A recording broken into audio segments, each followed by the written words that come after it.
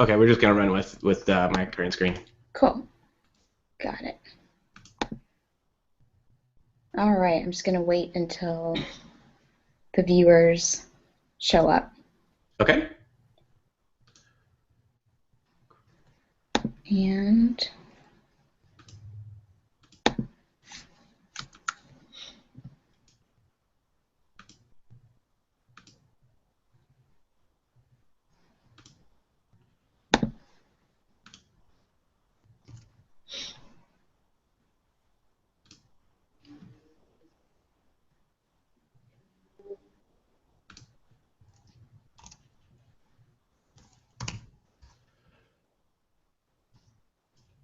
all right, looks like we're live.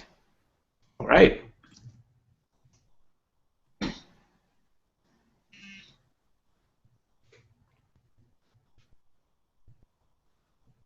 Okay, great.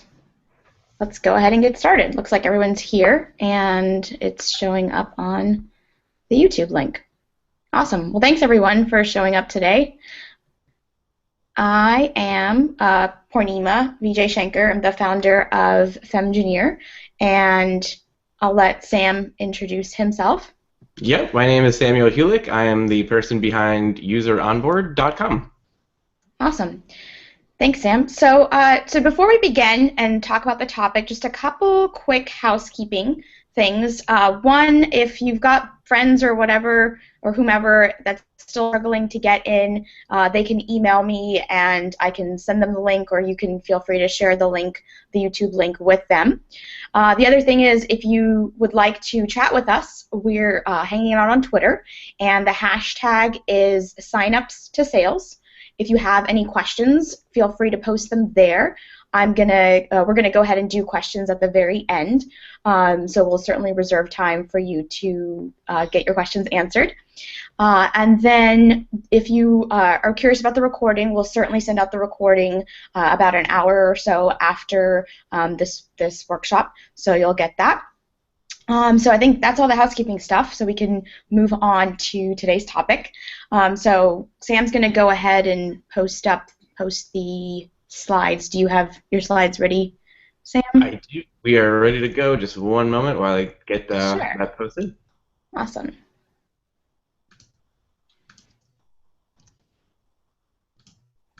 Great. All right. Cool. Awesome. Yeah, we can see it. So yeah, today we're going to talk about basically how do you go from turning your signups into sales. And the basic focus of this workshop is we're not going to be focused on high design, really, really pretty, pixel perfect, flat design, all that stuff. Instead, we're going to focus on talking about the various workflows that you need today and can easily be incorporated whether you're a designer, an engineer, or a product person. And we're also going to talk about some techniques that involve code and some that actually require 0 lines of code. So for all of you folks out there who might be worried about the techniques that we're going to present and wondering like, oh my gosh, how am I going to do this? I don't know how to write code. Don't worry, we're certainly going to give you a lot of great tactics for implementing this stuff in email and a few other channels, so you'll be able to do it. And obviously there's some advanced techniques that you will need an engineer or designer for, but most of the stuff that we're going to give you should be applicable and fairly easy.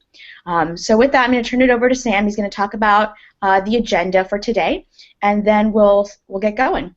Sure. So to quickly dive into just conceptually where user onboarding kind of starts and stops, or where it can be most useful for your organization, I'd like to talk about what I don't consider onboarding to be, which is specifically a design pattern, and this particular design pattern in general, which is the overall kind of like a splash wall of tooltips that are pointing at different parts, kind of like in this particular application.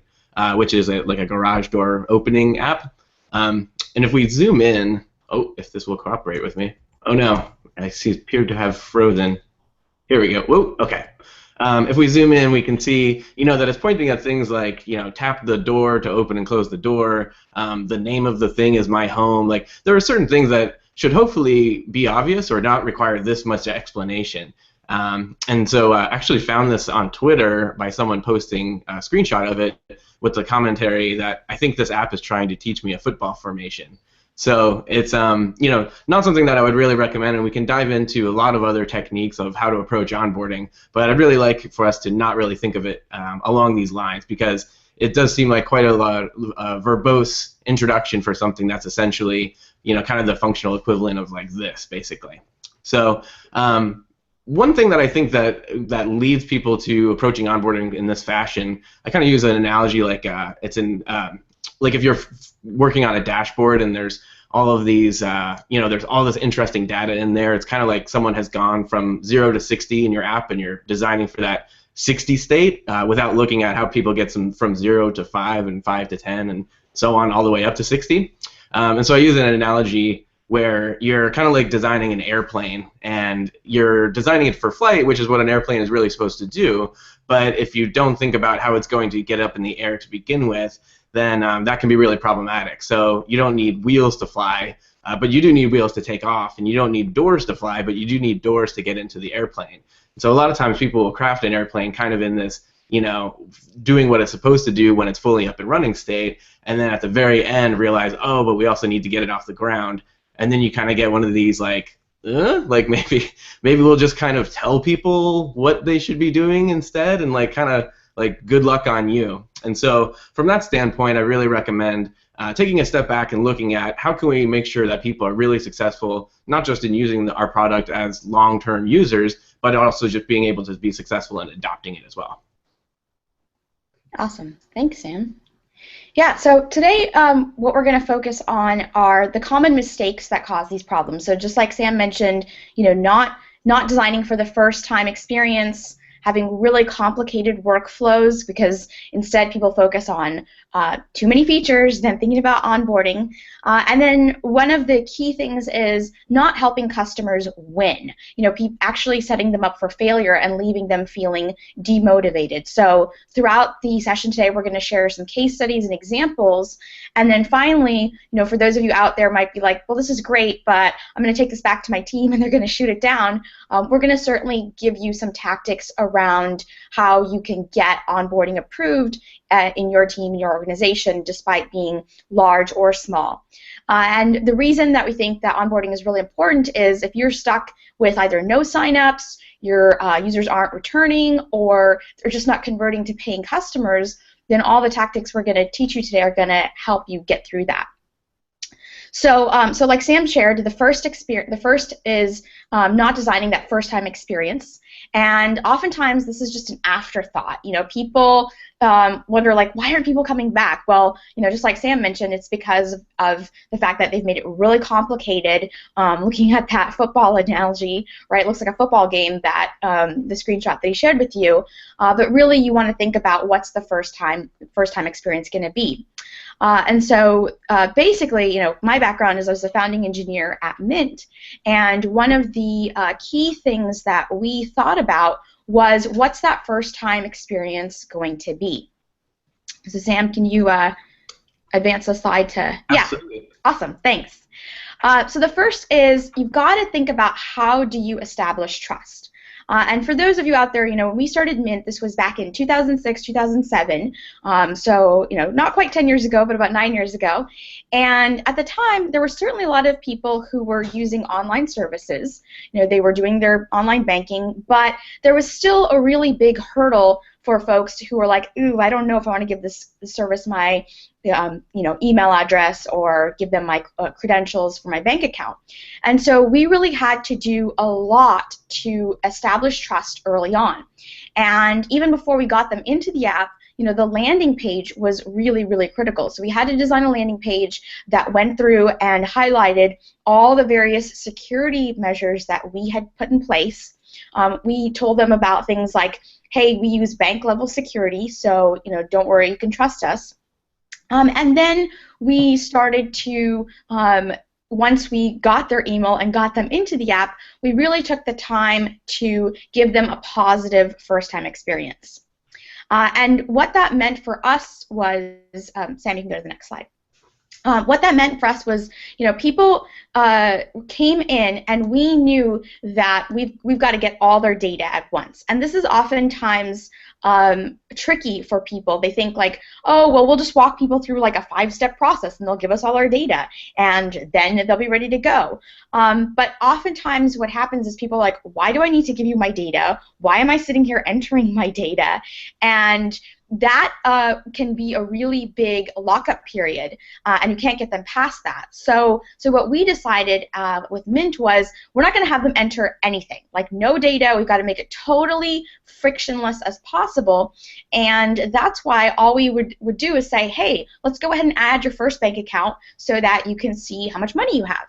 And then we went into the background and pulled all their data, categorized all the transactions, showed them in various categories. This is how much you're spending on food, and this is how much you're spending on rent, etc. And they didn't have to do anything, and that was a really, really positive first-time experience. So our goal in that onboarding flow was, how can we give them a really delightful first-time experience? So they see all their money, they see where it's going, and then we can do other things like tell them, hey, you've got a credit card bill due, or hey, you're like spending a little too much in this category or that category. But what was important was for them to do as little data entry as possible. Now, this was the case with Mint, where we went ahead and did this, purely in software. I'm going to show you another example of a company that does this really well. So, yep, awesome. So this is MadMimi. For those of you who aren't familiar, MadMimi is an email marketing company, and basically this is an example of how they go about onboarding their customers. They have a 5-day onboarding period, and what this does is, once you've signed up, over the course of the first 5 days of signing up, you will get an email each day. And the reason this is a great technique is they do a couple things really well. The first is they start to slowly uncover every one of their product features, rather than like, here's a massive tour, let's walk you through the whole thing. And then the other thing is, like, if you had signed up first and let's say you don't have time to run a campaign or it just doesn't make sense, then they're pulling you back in. They're pulling you back in and they're saying, like, here's a particular feature, try it out. So this is a great way to, one, get people to come back into your app, but two, expose a new feature every day rather than inundating people with all the features at once. And the other thing is that they always tie it into a benefit. So another, go ahead and go to the next. Oh, all right. Yeah. Cool. So another company that all of you are familiar with is probably Airbnb, right? The sharing your apartment or your home. And interesting story about Airbnb. All of us look at Airbnb today and we're like, oh my gosh, they have such like high design, amazing design. The experience is great. When they started off, actually, they had a pretty limited design. It was pretty bare bones, and there were people who were struggling to book a rental or to set a rental up. And so what Airbnb decided, even though these are like really amazing founders who are designers, they actually came up with how-to videos for the most common workflows. And then they posted it on their YouTube channel. And this actually helped folks who were like, oh, I really need some extra hand-holding. And it's not like super complicated, it's not super high production quality, it's just a simple screen capture.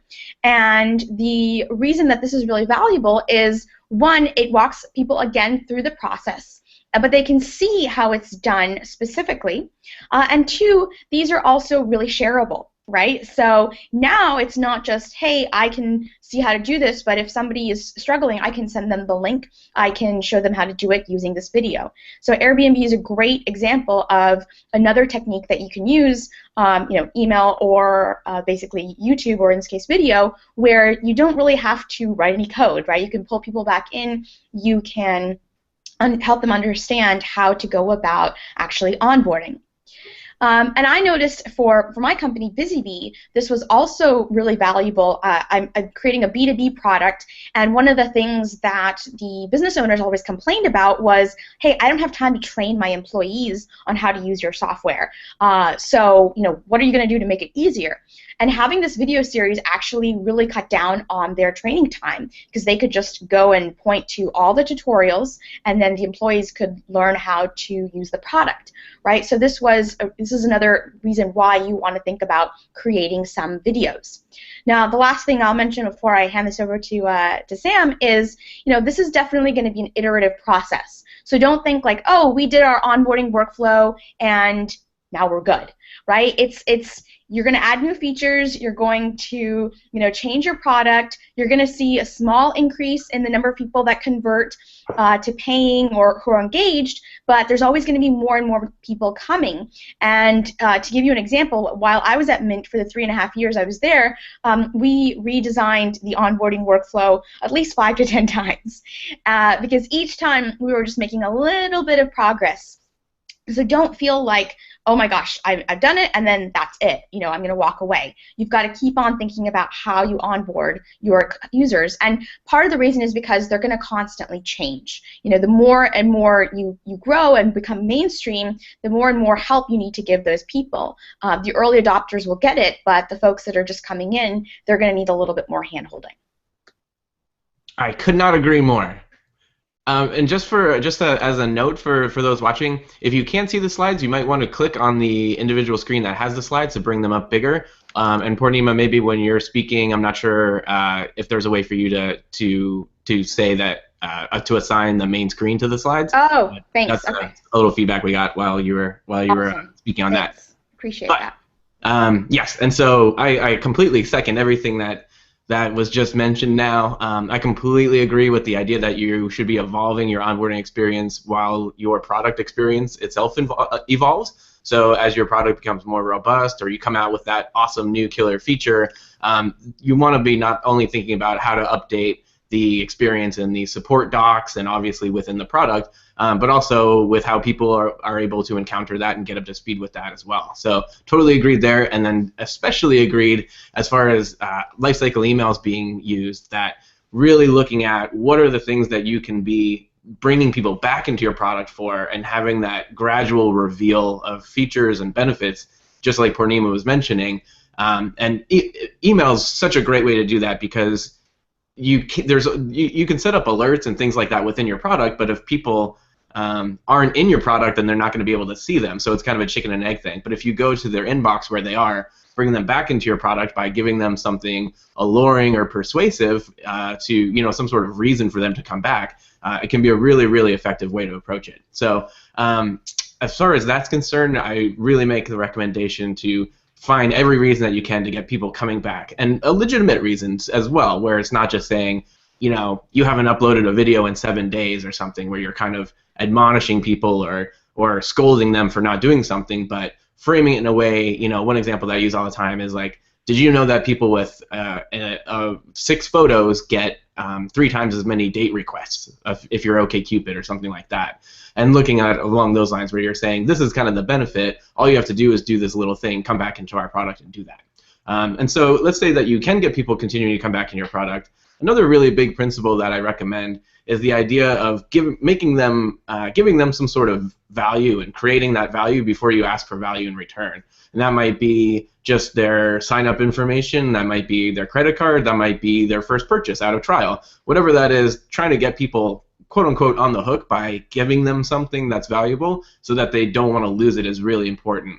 And one company that I hold up as an example in that case is Optimizely, where they start off with kind of a tooltip tour.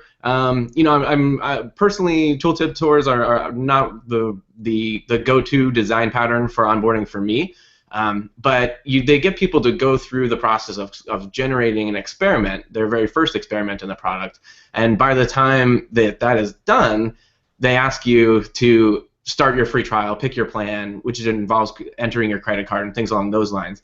But it's something where you've already invested a lot into the experience, and you really want to see the payoff of your experiment going live. And it's this time that they've timed the request for that. So as far as looking at it as kind of a subtle and ongoing persuasive act that involves the art of seduction to some degree, getting people to really experience the value of your product and getting people to make meaningful actions and then making your request for the sale makes a lot of sense in that regard. And I believe that goes back to you now, Purnima. Awesome. Yeah. So before we get into the design teardowns, so the other thing that, like Sam said, for folks who are like, oh my gosh, I hate doing sales, or just have an aversion to asking people for money, the optimized example is great because you're adding a little bit of value, right? You're helping them. Maybe you can go back to that slide, Sam, the optimized one. But you're adding a little bit of value, showing them how they've made progress. You're helping them win, and then once you've done that, you can go ahead and say like, hey. Now that we've helped you win, like here's your chance to upgrade and get more features, right, or get more benefits. So for those of you that are like, I feel really disingenuous, think about what Sam said, where it's giving people a little bit of value and benefit and then asking for the sale. And oftentimes that is so much more powerful in doing the conversion rather than just harassing them and being like, hey, if you have 10 users or 50 business people or whatever, then you can like upgrade to this next plan. So the more invested you are in getting them to that first win, getting them to have that positive experience and feel a benefit with your product, that's when they're like, oh, this is really valuable, and they're more likely to convert. So for those of you who have workflows that you haven't done that, I would certainly take the time to think about where is it that you're adding value. And a lot of times it's hard to tell, and this is where you want to have some conversations with customers to understand what has benefited them and what hasn't. Yeah, totally agreed. And to piggyback on that point, the same sort of like overcoming the feeling of being a used car salesman or whatever certainly applies to lifecycle emails as well. One thing that I see companies doing all the time is not wanting to come across as spammy or like wanting to preserve their relationship with the customer or things like that, which obviously is great, and I completely agree with that. But that doesn't mean that it should just be radio silence from when someone signs up and then they get like, your trial's expiring tomorrow email the day before their trial expires, and that's the first they've heard from you. That if you approach emails from a standpoint of sending ones that people really love to get, that have personality and warmth to them, and that are also genuinely helpful and useful for them, you can really go a long way, and you can really use that as an advantage to get people coming back over and over again and building up that relationship into something that's more meaningful in the long run anyway. And so one other point to make there as well is that you can also be sending emails that congratulate people for things that they've done and provide positive reinforcement, and use that to enhance the relationship as well. So just because email is a medium that has been abused does not mean that you need to categorically write it off entirely. And in fact, there are a lot of ways that you can add delight through follow-up emails, especially. Yeah, I think that's a great point. And I would actually encourage all of you to think about where you can add those follow-up emails. Too often I see folks who just send out a really lengthy newsletter that's like, here's our monthly newsletter, and here are the 20 or 2 or however many features that we thanks. Moving on now, rather than, hey, notice that you didn't add a bank account, and maybe, or like in the case of what we do with Mint is like, hey, we noticed that you were unable to add an account, so how about we help you out? Check out our customer support line, right? So it's also looking through some of the error cases that people experience and then sending them an email saying, hey, how can we help you, right? I think too often people forget that customer support, or at least telling them that there is an issue. We notice that there's an issue, and then pulling them in through that is also a great way to create engagement and get them to come back in. And a lot of times people aren't aware of how they should go about connecting with you. Your customers are like, well, do I call them? Do I message them? Do I tweet at them? What do I do? So giving that pull can also be really powerful.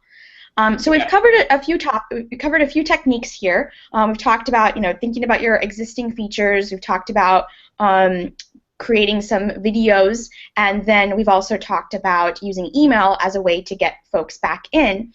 With the remaining time that we've got, I want to talk a little bit about how to get approval for your team, because I know we're giving you these strategies and then you'll come back and tell us, well, my team thought this was great, but it's just there's no room in the roadmap, or don't know if we're going to do this in Q1. Maybe it's like a Q2 or a Q3. So what was kind of the point? So I wanted to share some strategies of how you can implement onboarding and get approval from your team. Right. One other person mentioned that they're not able to see the slides and they also can't choose it on their end. So I don't know if there's a way, Purnima, for you to make it the default setting on yours, but. Sure. Well, I will say this to those that are wondering. I haven't, since the last slide that Sam posted, the one on Optimizely, I haven't shared any slides. So you're not missing out on anything, and I will, once we get to the design teardowns, make sure that you guys see it. So hopefully that will clear up any confusion. Perfect. So on the note regarding being able to sell it within your company, is that something that you wanted to kick off with, or did you want me to, or make it a go kind ahead. of like a... Yeah, go ahead. Yeah, go ahead. Okay. So one of the best ways that I found to kind of get the conversation rolling is to use the power of video, where basically if you are aware of people coming into your product and that there are significant points of confusion or anxiety or just a lot of usability friction, getting a recorded session of just pointing a camera at people while they're going through the product can really, really kind of provide that sort of punch to the gut to the decision makers that will really find that will be really motivating for them. There's a site called usertesting.com where you can have people do it without even having to bring them into your office or having to actually literally point the camera. They just do it through their what do you call it, the webcam. But having, for whatever reason, people coming in and just really exposing the really confusing parts of your product can really move that forward from an agenda standpoint. Another another approach that you can take is to calculate what the lifetime value of your customer is, which is super complicated if you dive into it and really want to be like very formulaic about it. But the basic formula is what your average revenue per user is. So if you charge $100 a month for your product, then it would be $100 if that's the only plan that you have, times the average customer lifetime. So if your churn rate is 5%, then your average customer lifetime would be 20 months. So 20 times 100 would be $2,000. That's what your average customer value is, and you can use that to basically say, look, we're converting 20% of the people who start a trial right now. If we could convert even just a few percentage points more, that could mean 5, 6, 7 digits worth of value right up front that we can pretty much take to the bank. So you can, anytime that you can bring it closer to a dollar amount and talk about the ROI, things can get pretty attractive and pretty motivating pretty quickly that way. Awesome. Yeah, so for some folks, I think the biggest challenge they have is they don't have these metrics. And if they don't have these metrics, then it makes it really difficult to go in and tell somebody, hey, we are seeing 20% churn because of the onboarding flow, or people are dropping off at the onboarding flow or in the beginning, and that's where we need to focus on. So if you don't have those metrics, then 2 recommendations. First is you need to absolutely install Mixpanel, or another great tool is Kissmetrics. One of those 2 tools, take the time and do it. I think a lot of folks are like, oh, it's really engineering intensive, blah blah blah. But the truth is, these 2 tools in particular really help pinpoint what people are using, and not only that, but where they're dropping off. And those drop-off points are important. So surfacing that data can really be valuable in then having the conversation. And when you put a graph in front of management or your team lead, there's really not a whole lot they can argue when they see people are dropping off, right? Now, if you still get pushback on like, oh, we can't afford these products or we don't have the time, then another great way to do it is just to do database queries. And in fact, in the early days of Mint, we didn't have Mixpanel, unfortunately, and I would just go in there and see things like, hey, how many people have logged in the last 30 days, 60 days, 90 days? We even put a little counter that showed the number of times somebody would log in, and then if they didn't successfully add a bank account, it was in an error state, we could show that. So we compiled the data together to say like, hey, look, somebody hasn't come back in the last 60 days because their bank account was in an error state when they logged in the last time. Oh, and it just so happens that was the only time they ever logged in, right? So then the data mirrors the story that you're telling people, and then they're like, oh my gosh, we should certainly fix that flow. We should make sure that they have a successful experience. Maybe that's through checking that the connection to the bank account works, or maybe that's through sending them an email and saying, hey, come back to us and we'll help you get your account settled or connected, right? So thinking about how you can surface that data either through tools or database queries is really important. But once you have that, then I think it's very, very hard for people to argue against it, right? Now, one of the issues that might come up is, well, our team lead or management wants us to guarantee that we will have 10% conversion once we do this optimization or once we fix the onboarding. That's really difficult to say because you don't know what your traffic is going to be. You don't know who you're going to acquire. So if you could instead, push back a little bit and say, what's important? Like, what's our revenue goal that we're trying to hit? And is there a smaller percentage that we can get to first? See if it works and then iterate. I think you need to have that sort of back and forth conversation rather than, hey, we need to increase conversion by 50%. Because remember, like I said before, it's not going to happen immediately. There may be a few iterations that you need to do in onboarding before you start to see the spike in terms of conversions, right? So keep that in mind. And then also, like we mentioned before, make sure it's tied back into the value and the benefits. So they are seeing that benefit in that first time, and then you're showing them hey, upgrade now or convert to a paying customer.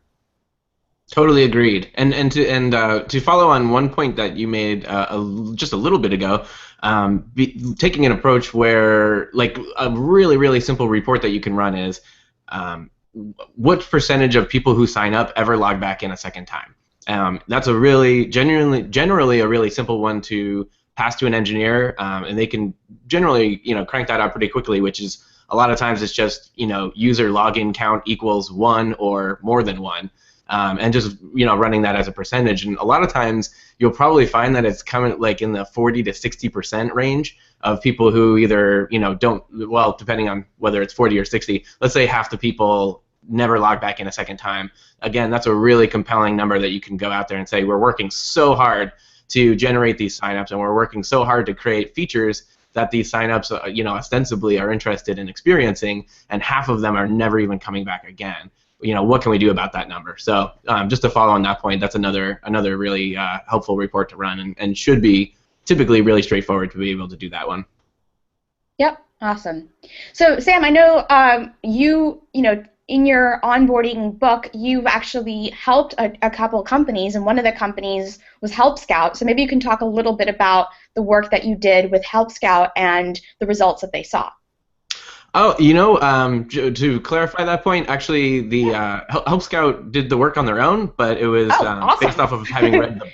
It was the help that I provided was they used the book to do it. So got it. Okay. But that was something I actually wasn't materially involved in that one, so I can't comment on that too much, other than they've been public about seeing. I believe the last number that I heard was that they increased their trial to paid from something like 12% conversion rate to 18%. And running the numbers there, it was I believe pretty easily north of a $300,000 improvement on their end. So once again, the numbers can get really attractive really quickly when you're looking at lifetime value of customers, and even just being able to increase things a few percentage points in that really important area of the trial to paid conversion. Yeah, and that's another reason I think that's awesome is they didn't add any new features. They weren't like, oh, let's cram in a bunch of new stuff.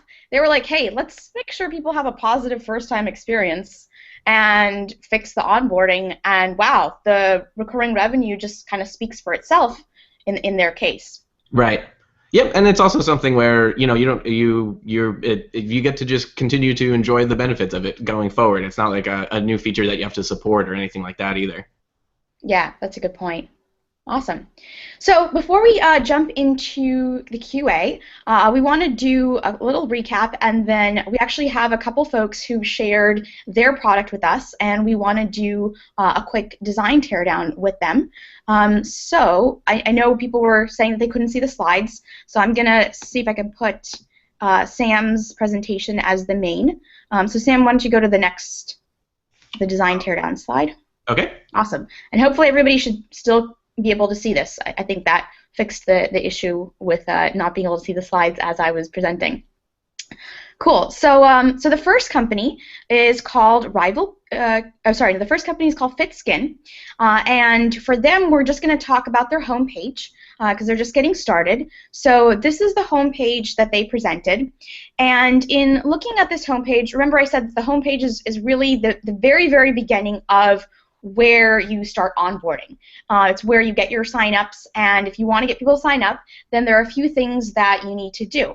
So thanks, FitSkin, for sharing your product with us. And we're going to dive in a little bit, and if there's any questions that people have, again, feel free to use the hashtag signups2sales, and I'm happy to answer those during the QA.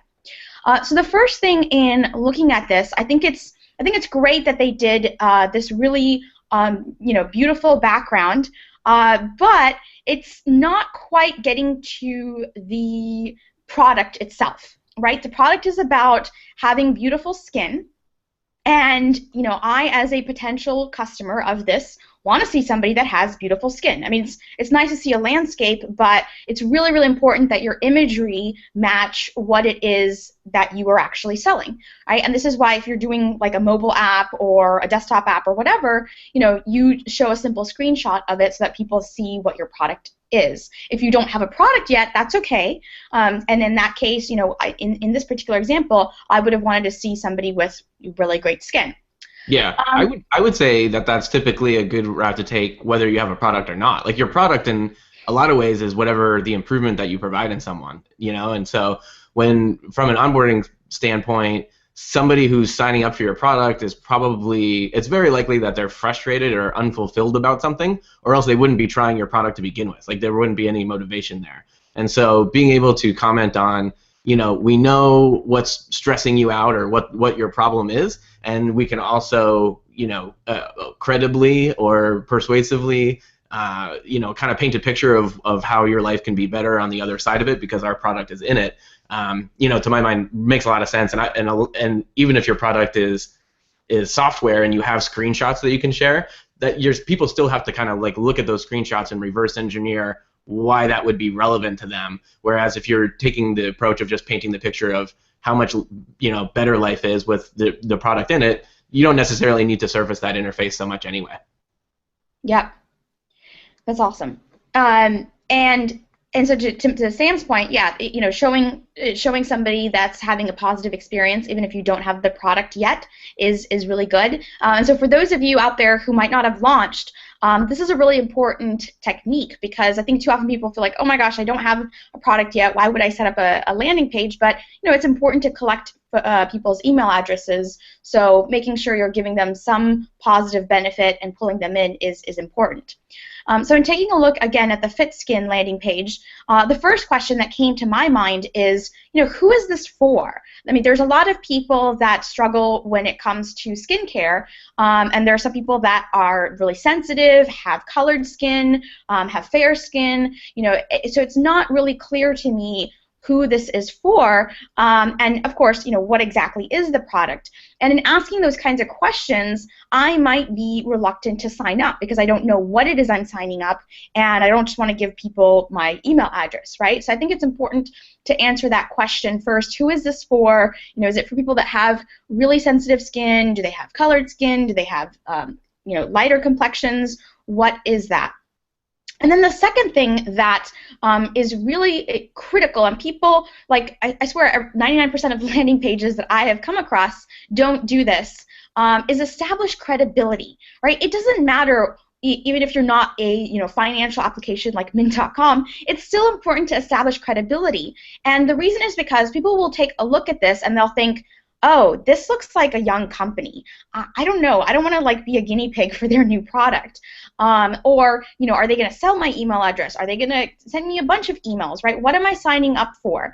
So even if it's as simple as, putting a little blurb about who you are right underneath this, and even if it's just a single founder, a lot of times putting up a picture of yourself and saying like, hey, in this case, I struggled with sensitive skin or light complexion or whatever, and I built a product to help folks out, and here's how many people I've already helped out. That can be really, really valuable in establishing credibility because it shows there is a face, no pun intended, but there's a face behind this product, and and therefore there's somebody that can be held accountable. So that's really critical in establishing credibility with the person that's going to sign up. So for those of you who might have put out landing pages out there, go back and check to see what credibility markers do you have. Some other examples are if you've got press, if you have partnerships, if you have advisors, all of those are also really great credibility markers. For some of those startups out there, if you've been through like an accelerator, if you have investment, those are also really great credibility markers. The third, and I know this is a product that hasn't. Oh, sorry. Go ahead, Sam. Yeah, I would just also say, especially in this case, but in general, anything along the lines of social proof. Like if you have testimonials from people who say, I always had this problem, blah blah blah blah blah, and after 5 minutes with blankety blank, those could be really great. Or if you can just surface like, here are some brand names that are customers of ours, or just logos and things like that. That could be really helpful as well. So I just wanted to chime in there. Yeah, testimonials are great. And to add to that, what I would say is too often people, they put up a testimonial and it's just a quote that was like, this product is awesome. And you're like, okay, great. Did your mom say that? Right? The testimonial, if you're going to do one, I always tell people you've got to have at least a human face on there. If people say no, okay, then maybe find somebody else, but you want to have a human face on there. The other thing is the testimonial needs to be written in a way where it's a before and an after. Like in this particular case, before I used FitSkin, my skin was like breaking out, I had hives, whatever, and then after FitSkin, within a matter of days, weeks, minutes, whatever, I saw results and I have them to thank, right? So really taking the time in those testimonials, keeping them short to like 2 to 3 sentences, but doing a quick before and after can be really valuable. And the reason it's valuable is because people are going to more likely believe those who are on your site and connect with them and say like, oh my gosh, I'm just like, Jane from San Diego who has delicate skin, so this is a product for me. Or, I'm just like Joe from Michigan and he really suffered with sensitive skin and I do too, right? So it's a great way to connect people to other people rather than just like a product that has no face. Yep, totally agreed. Awesome. So then the third thing, I know we talked about the fourth point, so let's jump up to the third point.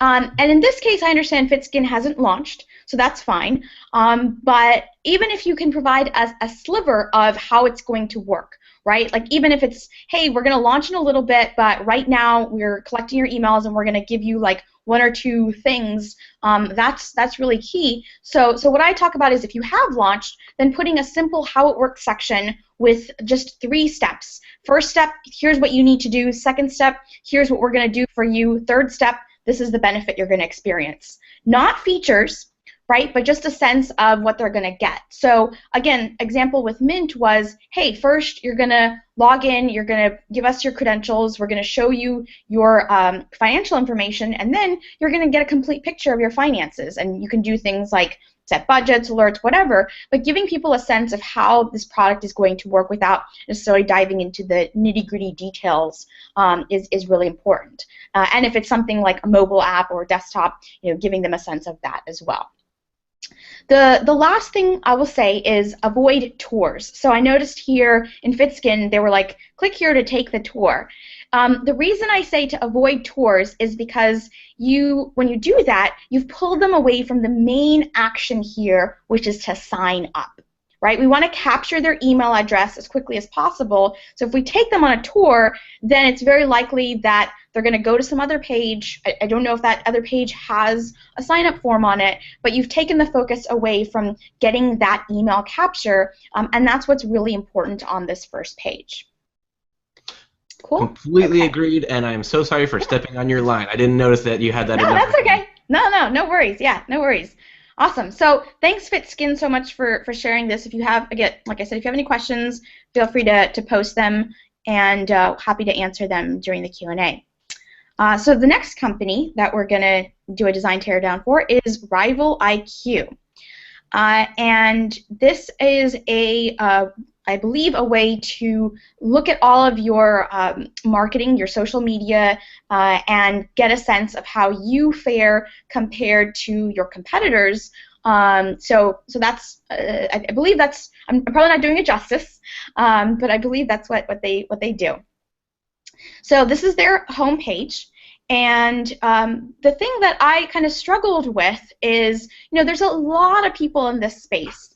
And when I came to this, maybe Sam, I don't know if you experienced this too, but I was really unclear on who is this for. I know they kind of mentioned agencies, but I really didn't feel like I understood what the immediate benefit was. I understand it says like get a competitive edge, but I don't know what the competitive edge is that I want. Do I want like high page rankings or like the highest page ranking, or do I want to like be just an amazing social media person? So it wasn't super clear to me. Sam, do you have something you'd like to weigh in? That was kind of my experience as well. I wasn't super duper clear on exactly what it was that they provided. There were a lot of good examples. Like if you scroll down, they had a nice testimonial front and center from someone who had a name and a face and a description of what they do, which was great. They did have the customer logos, things along those lines. But having that really, really clear value proposition right from the beginning, driving marketing analytics with a competitive edge, competitive in what kind of way is not really clear. And even digital marketing analytics is not, I don't know, it's not describing the problem that it solves for me. It's describing the thing that it is. And I always really like to kind of skew towards, like, what am I here to do? How is my life going to be better because of your product being in it, and things along those lines. As far as call to actions are concerned, free for 14 days, get your account now, is all right. It's not really benefit/accomplishment oriented, where whatever that competitive edge that I'm getting is, I always love to see, especially just running split tests, like what kind of conversion rate are we going to get if it was, free for 14 days, start winning more signups now, or something like that. Like whatever it is that I'm actually just getting as the outcome of using this product can be a lot better than like get your account, where having an account is really not inherently valuable for me. But I will point out one thing that I think that they do really well is the little tiny no credit card required underneath. I'm a really big fan of that sort of like subliminal micro copy. That's sort of like I call them like anxiety reducers, where if you know that that's going to be an objection where somebody's like, wait a minute, like they're about to click on it and they're like, hold on, and they want, that's the kind of question that they would have in their mind. I'm a really big fan of having those little tiny helper copy kind of things. Yep, that's awesome. Yeah, good, and then good feedback. Yeah. The other question that I would have is, it's not super common to see watch a video be a call to action, especially one that competes with getting the account set up. I would be curious to see if the video was like over on the left side of the screen where there's currently the screenshots, and it just had one of those big triangle play buttons, and it just made it that much more, that much easier to kind of slip into it, and then also would showcase the real call to action even more, because then there wouldn't be two competing buttons. Yep. A few people, like the startups that I advise, they're always pushing against me on this, and they're like, yeah, I don't know, I think the video is important. So what I tell them is, okay, go ahead and install SumoMe. It's a free product, and once you've installed it, go ahead and make sure that the main page or whatever pages you want has that heat map. And then once you have that, you can see where people are clicking. And again, swear, 99% of the time, no one's clicking on the watch a video. People are clicking on the free for 14 days, or in the brief instances where they do click on that watch a video, they don't come back. They just watch the video and they're gone. So it's important to install something like that so that you can see, again, what are people clicking on, what's valuable. So again, SumoMe, check out the heat maps on there. It's super easy to install, but it'll give you a really good sense of what people are actually doing and what they're not doing. Yeah, and to take that even further, one thing that I try to wrap a caveat around all of my recommendations are that, like, whatever works for you is what works for you. And so if you have the data to demonstrate, the guy in the webinar said to get rid of the yellow button that says watch a video, but clearly that's driving just a ton of signups, then great. Like, I would recommend don't take my advice, but at least arm yourself with that sort of information so that you can evaluate these kind of things. Yeah, great point. All right, let's go on to the next slide. All right. So just like you mentioned, Samuel, they did a really great job here of putting a testimonial with a picture, so that's awesome. And they also went ahead and talked about the credentials of this person. So yeah, this person is a New York Times bestseller and is the founder of Convince and Convert, so that's awesome. But the main problem that I had here was, again, very flowery and praising, like Rival IQ is a game changer, incredibly useful, delivered quick, easy, and smart, but I don't know what the problem was that Jay was experiencing. Was Jay having trouble selling more books as an author, or was Jay having trouble running his company, as a founder? And what exactly did Rival IQ do to save him? I know it did save him, but what did it do? So I would encourage the founder of Rival IQ or whoever's on the product team to maybe go back, talk to Jay there, and say, like, hey, can we get a testimonial from you that's a little bit more before and after, rather than just great. Does that make sense? Yeah, and one thing that just occurred to me in rereading this testimonial is he says intelligence about the digital activities and successes of your competitors, and the name of the thing is Rival IQ. It's only kind of clicking for me now that when they say with a competitive edge, they're talking about your competitors, and that a value proposition's like this might be a case where you're a little bit more clever than clear, where you're kind of using it like in a slightly punny kind of way.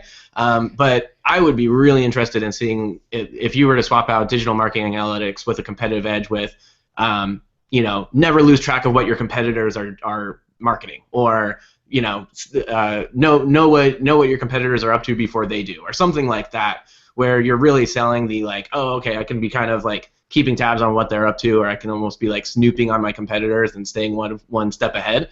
That to me would make a lot more sense than saying like a competitive edge, where if you already know what it is, you're like, oh, I get it, competitive, like they're my competitors. So that's one recommendation, is like just being a little bit more emotional and concrete as opposed to abstract and kind of like wordplay like.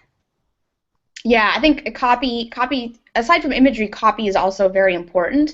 And to your point, Samuel, I think making sure that people understand, like, what you're going to get out of this is the competition's, like, a playbook or what they're doing. Because what wasn't clear was, it seemed like I was going to get some benefits about my own marketing as an agency, so all the campaigns I'm running. But then on top of that, I'm also going to get the competition. And it's okay if you have two benefits like that in your product. But on a landing page, when you're trying to hook people in, you've got to lead with what's the most emotionally compelling, like Samuel said. So keeping that in mind, and that might require some testing, like Samuel mentioned. Cool. Let's go on to the next slide. Okay. So again, great use of logos here, but what I wasn't clear about was, are these partners? Are they customers? And so just something very simple. Again, that micro copy that Samuel talked about, saying here are our existing customers, or here's people that we've partnered with. Maybe a little bit nicer than that, but making it really clear to me, because I wasn't sure. I left feeling like, okay, do you integrate with these people? What's going on here? So that micro copy can really clarify how these folks are working with you and adding credibility to you. But otherwise, great to have.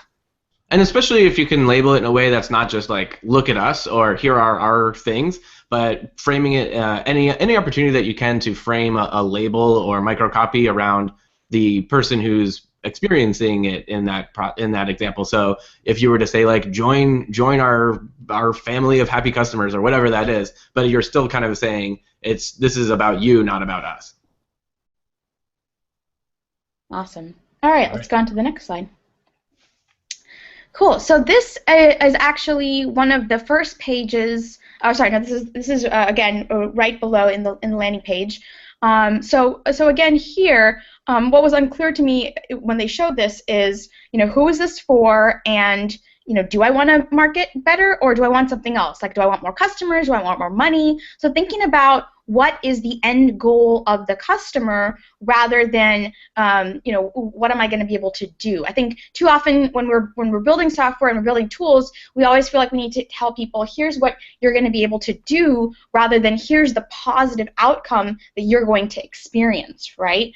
So framing, I think, the copy around that, as well as who it's for. I know they mentioned here it's an agency or a single company, but who in the agency? Is it for the marketer in the agency? Is it for the designer in the agency, right? Just making it very, very explicit. Yep, agreed. I think we're running a little short on time, so maybe we should just go into lightning round mode. Yeah, right. Let's go. Yeah. Cool. So here we have. So this is their first email that they sent to us, and I thought this was great because it pulled me in, right? It's let's get started, but I would have maybe wanted to see a little bit more like, hey, let's set up your first campaign or something to just get me to understand what I'm going to do. So yeah, that would be my feedback on this. Yeah, I had a couple of criticisms about this one. One is that it exists at all. That putting in just having an email confirmation step, if you can possibly avoid it. To my mind, it just makes no sense to have someone who's like, today's their day to sign up for your product. They're gonna make it happen. They just entered their information, and you're like, all right, well, go away. Go to like the distraction nightmare of your inbox, and hopefully you'll come out of it, and come back. Like, to me, that just seems like you're going to be losing some people at some point, and it just doesn't make sense. And the other concern that I had about this email is that it went to my promotions tab and not to my inbox. Mm-hmm. A lot of times, if you get rid of images, cut down on the links that you have, cut down on the kind of copy that you're sending out, that you have a much higher likelihood of making it to the inbox, and that can make a big difference too. But once again, I would really recommend strongly considering whether you really need to confirm their email address, especially at this particular stage. Awesome. All right.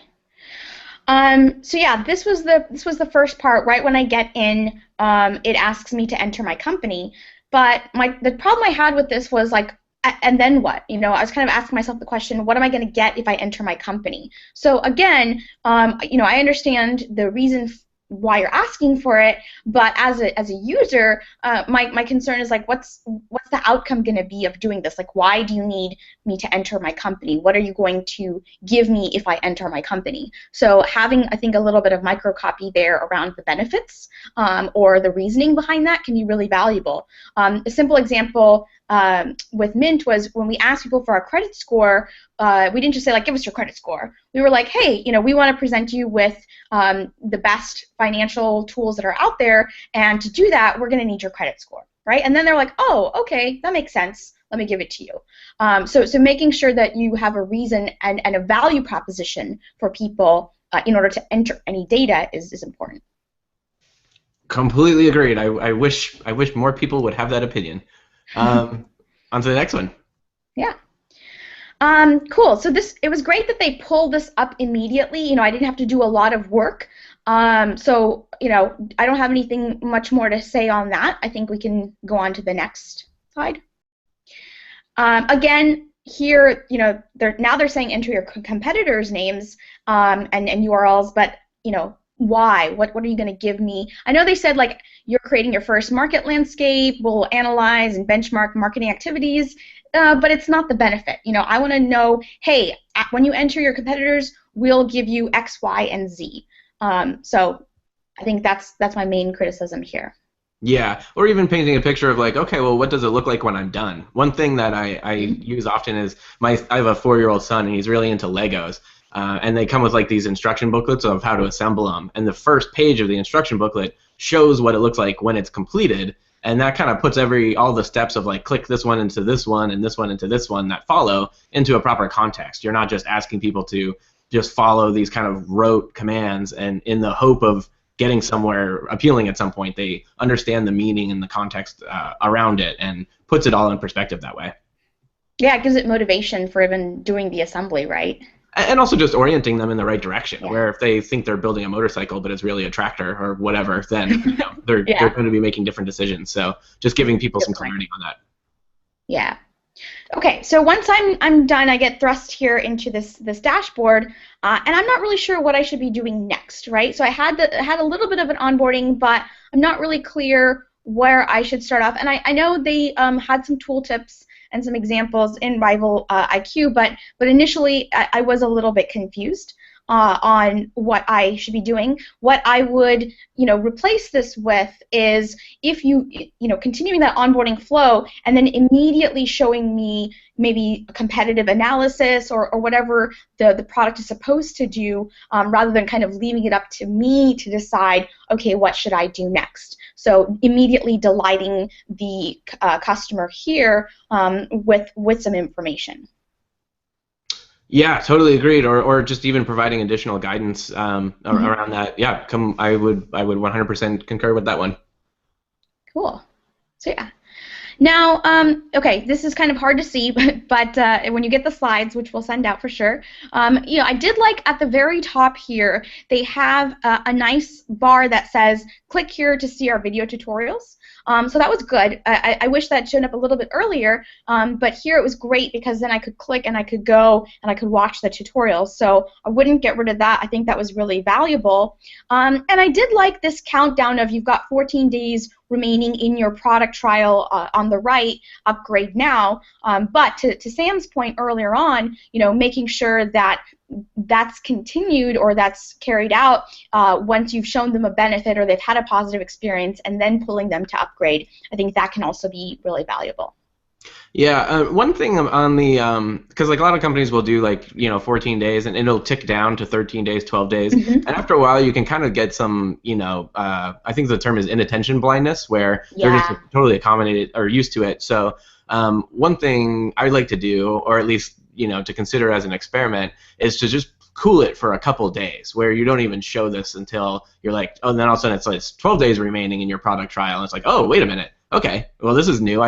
This kind of puts the, lights a fire under me or whatever. Whereas, somebody's going to really probably not be paying as much attention to that bar, especially when it comes time to actually, making sure people really need to pay attention to it when they have like 3 or 2 days left. Another thing that you could do is change the color of the bar so that people aren't used to it being, orange or something like that, and call attention to it that way as well. Yep. Awesome. And I believe that's the last slide. Awesome, great.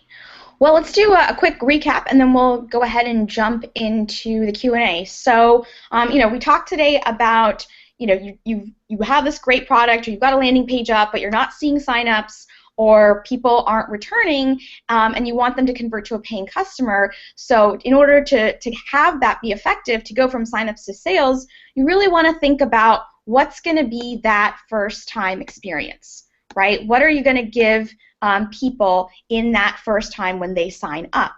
Then we talked about taking the time to actually design that first-time experience, not thinking about adding more features, but instead looking at what workflows might be really complicated and getting that customer to have their first win, right? Don't leave them feeling like, oh, I don't know what to do next in the product, or demotivated, but instead get them to have a positive experience.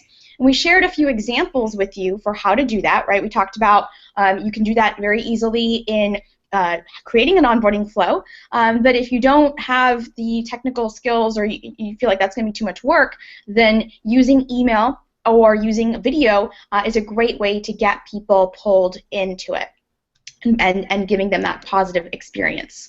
And then a few other things we talked about were establishing trust and giving people a reason as to why you're asking them for their information. And so that's hopefully a quick quick recap for you.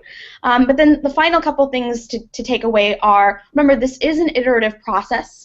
And I know it's going to be a little bit of a challenge to get buy-in, to spend the time to make sure that people want to actually commit and see the value in it. So surfacing the data through products like Mixpanel or Kissmetrics, or using SQL queries so that people on your team see that, wow, there is a big drop-off and we need to fix that, and the way to do that will be to spend the time in onboarding. So we gave you some ways in which you can actually get your team to buy into the importance of onboarding. Samuel mentioned even doing something as simple as video recording, showing how customers are struggling with the product. That can be really valuable. I concur on all that. Awesome. So, so before we dive into the Q&A, just want to give you a quick heads up. We are doing a promotion for this webinar. So if you've enjoyed it and you want to get more useful information, we'll send you the recording, we'll give you the slides, but we've also got a promotion where you can, if you choose to purchase Samuel and my book. So Samuel's book is called The Elements of User Onboarding. It's filled with more techniques on how to get you started on onboarding and have those effective signups to sales. And then my book is called How to Transform Your Ideas into Software Products. Again, talk a lot about creating landing pages that are effective, pulling people in, creating email campaigns, all various pieces of onboarding and get people to really engage with your product and convert to paying customers. All right, so with that, let's go ahead and see if there are any questions on Twitter. So for those of you who might have joined us in the middle, the hashtag is signup2sales. I'm going to go ahead and put it up here so that you can see it. And I am monitoring Twitter. I was keeping an eye on it as we went, and I didn't see a lot of questions come through, but there have been certainly some people quoting and linking and things like that, and that's been great. Yeah, well, actually, there is one question. So Zoran's question is, wonder a bit about the veracity of SumoMe heat maps. It gives really high click frequency on some random words. So I don't have a good answer for that. I can say that I actually haven't used SumoMe for heat mapping. I'm a longtime Crazy Egg man, and I've found a lot of success with Crazy Egg, and I really highly recommend it. I didn't want to interrupt you when you were mentioning SumoMe before, but that's something that I really am a big fan of, and would definitely recommend checking out if you're maybe a little bit not totally sold on SumoMe from that standpoint. Cool. Yeah. There's obviously a number of products out there. Find the one that works for you and that you feel comfortable with. We're not getting paid to promote any of these products, so don't feel like we are. Just telling you the ones that I use. So yeah. Yeah, and I think somebody in the Twitter feed actually mentioned that Intercom is also really helpful. Yes. Totally agreed on that one as well. Yeah. Okay, so this wasn't a question. This was more of a question that I think they posted. Do you really need email confirmation? So I think we've answered whether or not you need email confirmation. All right, any other questions? I know there's a little bit of a delay here, so we'll wait another probably minute to see if anyone posts questions on Twitter.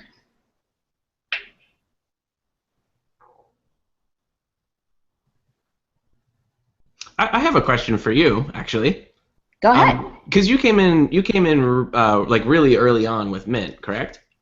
Right. Mm-hmm. And so one thing that I'm often asked, and I'm curious about, people will say, like, when is the right time to focus on onboarding and things like that. Was onboarding something that was really high priority for Mint from the get-go, or did you reach a point where you're like, okay, now this is something we really need to focus on? No, it was really important from the beginning, because the first thing that we're going to ask them is give us your credentials to log into your bank account. And given that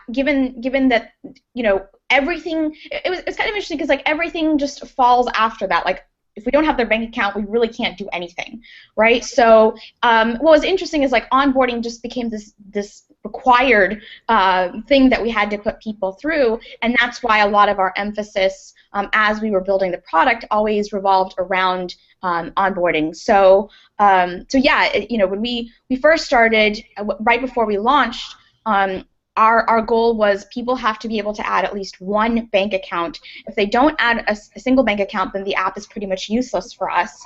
And making sure that they had that positive first-time experience. And we even went so far as, right after we launched, to noting all the banks that people couldn't successfully log into, and then going to our data vendor and saying, hey, these are the banks that people can't log into, and it's actually more of an issue on your end, and we need help fixing that. So we were pretty proactive because, again, the value of our product came from that first-time experience. The second thing is, like I said before, the timing where we were trying to get people's financial data, we were trying to get them to give us their credentials, meant that they had to be secure in what we were doing and to build that trust. So we knew that trust building was going to be a factor. Who's going to want to use a product built by 25-year-olds and give them their financial data, right? So taking the time to really establish trust with the landing pages and with that first-time experience, again, was really critical. And we just kept focusing on how many people are signing up, how many people are coming back, and that became the initial metric that drove design and all the work that we did. That was a great answer to the question. I wasn't expecting that much detail. We did get two more in while you were running that through. One person asked that they said that we mentioned the promotion regarding the books. What is the promotion? So would you care to take that one? Sure. I mean, it's definitely gonna. If you signed up, you're gonna get it in your inbox. But the promotion is we have two things going on. One, there is the package of both Samuel's and my book, and so there's $40 off if you buy both the books at once. If you buy them separately, it's like $88, so it's a pretty good deal. The other is I'm giving $10 off. If you've already got Samuel's book and you just want to buy mine, you can get $10 off of my book. So those are the two promotions that we're running. Like I said, if you signed up, you'll get the email in your inbox probably in the next couple hours. There you go. And then another question. Well, actually, there's another one that just came in just now. But the second one was saying that they are aware that user onboarding is super important, but are there any really popular products that have terrible onboarding? Terrible onboarding. Let me think about that. Do you have an example? I can't. Yeah, we don't want to badmouth anybody here. Yeah. Yeah, I'm going to respectfully decline to answer that question. Not because there are some that subjectively I'm not maybe a big fan of or things like that. But it's really very, very hard to become super popular if you do have really terrible onboarding. And B, again, kind of going back to the caveat that I mentioned before, if we don't have access to what their conversion data and retention data looks like, it's really, really, it would be easy for either of us to look, pretty idiotic by saying, oh yeah, blankety blank's onboarding is terrible, where we just don't have the information that the teams who are working on it do. So I really tend to not try to make sweeping generalizations about different products and things like that. I will make one. I will make one sweeping generalization. All right. Government websites. Okay. any and pretty much all government websites that I've been to, and I've had to go through quite a bit in the last couple of years. I had to file a visa. I had to renew a passport, and anytime I went to the government website, I was just so confused about what the first step was. And it's also the time where you're like, oh my gosh, I want to go on this trip. I need to get this visa in the next 60, 90 days. So it's really stressful, right? And there's a lot of money involved. It's usually going to take anywhere from $50 to $100 or several $100s. So anytime I've gone to one of these government websites, I've immediately left. So I don't know who's actually going and renewing their things on there. But I've just done a quick Google search, and I typically pay premium for any online service that can do it better.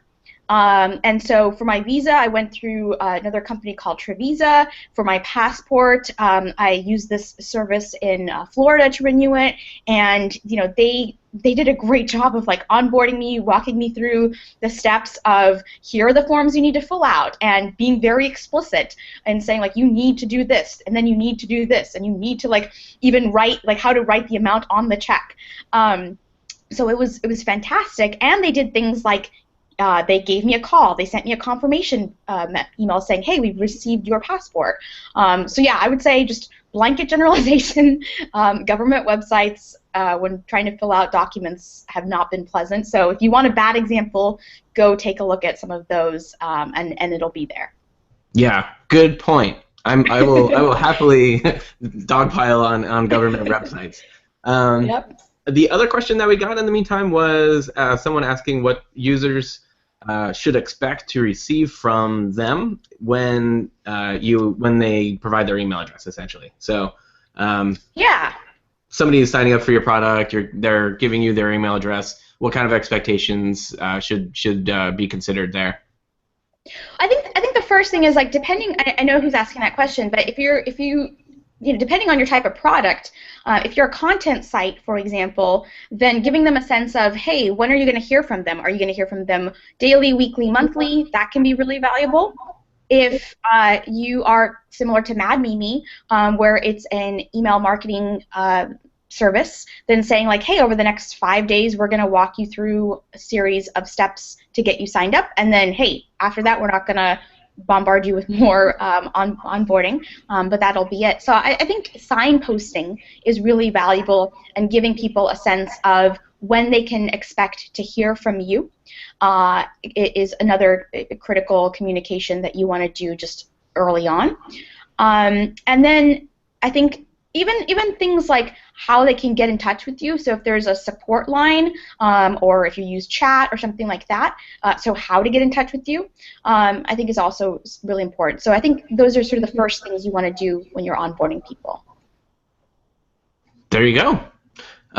Yeah, I agree with that. I would just add one other thing that it's also up to you to kind of set those expectations when you're asking people for the address. So if you can spin it in a way that's like, you will get this and this, and your email address won't ever be shared or anything. Once again, kind of like the no credit card required in the other example that we had, like just to frame it in a way that makes it sound like it's going to be beneficial to them, and then also directly addressing whatever anxieties they might have. I think is a great way to kick it off on a good note before they even get their first email. Yep. Awesome. Cool. All right. Any other questions? I know got a little bit of delay, but I don't. Through. Okay. I'm happy to answer them on Twitter afterward as well. So. Yeah. I was going to say that as well, yeah. So we're going to go ahead and end, but if you guys still have questions, I'll be around for most of the morning, so feel free to shoot your questions over on Twitter. You also have our emails, so feel free to respond to emails. Like I said, you will get the recording as well as the slides, and I apologize, I know there were some slides that might have missed while I was speaking. We'll make sure that you get all of those in your inbox today. So if you don't, for whatever reason, please check your spam and junk mail box, or just feel free to shoot me an email, and I'm happy to send them directly to you. All right, well, I hope you enjoyed this. I know I enjoyed chatting with Samuel and learning a lot from him, but also had some great commentary on Twitter. So if you want to continue the conversation, we can do it there. Awesome, that sounds great, and I had a great time as well. Thank you so much for having me on. Thank you. All right, see you guys later.